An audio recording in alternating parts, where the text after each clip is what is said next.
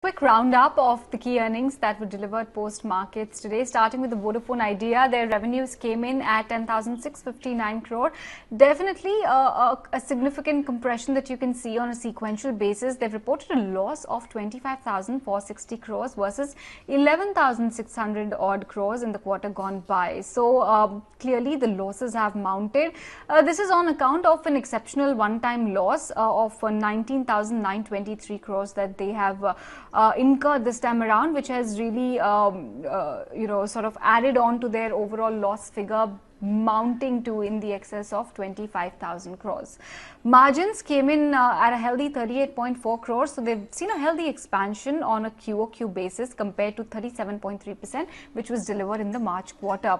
Gross additions, they said, were severely impacted because of closure of retail stores, because of lockdown, resulting in a subscriber base decline to 279.8 million in Q1 compared to 291.1 million in Q4 of FY20. ARPUs came in at 114 rupees versus 121. So there you can see a sharp drop on a QOQ basis as well. Total volumes grew by 10.6% QOQ to 4,523 billion MB, being the highest growth that they've seen in data in the last 6 quarters. Moving on to IHCL, clearly the hotel and travel industry being one of the biggest and the worst casualties of COVID-led shutdown. You're looking at a revenue of only 143.6 crores versus 1,020 crore in the same quarter last year. So you can see the way it has hit the P&L for this quarter. Loss has come in at 312 crores. They've also incurred an EBITDA loss of close to 266 crores for the quarter gone by. Of course, severe cost-cutting measures have been implemented across different, divisions, different businesses and different brands that they own.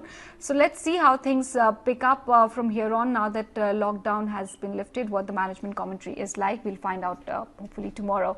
HPCL, you're looking at a PAT figure of 2,252 crore, a very solid growth because in the same quarter last year, the PAT figure came in at 877.5 crores.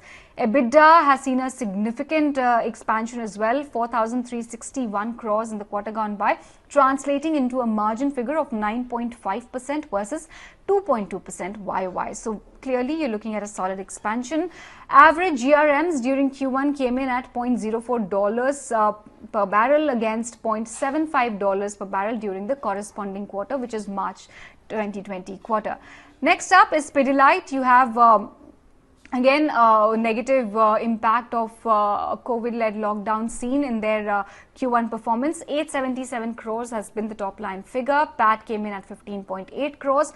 Look at the way the margins have come down, crumbling from 22% in the in the first quarter of last year to now coming in at 7.6% only. They've seen a recovery ever since the partial lockdown has partial unlocking has started happening.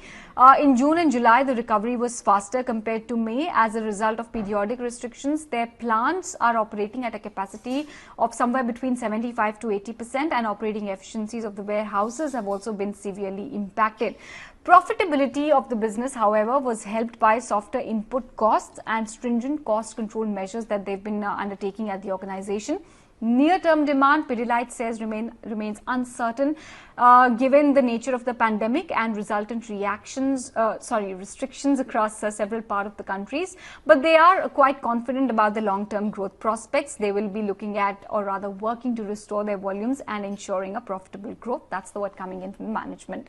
Finally, you have JK Tyres, income from operations witnessing a massive hit, 1,974 crores from 2,537 crores in the same quarter of last year. Profits severely hit, but the figure is in the positive territory. 188 crore rupees is the profit figure. They've reported EBITDA of 614. Sales volume has come in at 3.66 MT versus 4.55 MT. So clearly there is a clear impact on the volumes. Company has achieved highest ever sales in replacement market for the domestic operations in June 2020 quarter, which has resulted in a growth of approximately 3% on a YOY basis. So just like CEAT and Apollo, even JK Tyre clearly is witnessing a strong demand as far as a replacement category is concerned. OEM volumes are still reeling under the impact of COVID-19, resulting in sluggish vehicle manufacturing, So these are some results, some important ones that you should keep on your radar before proceeding with the trading session tomorrow.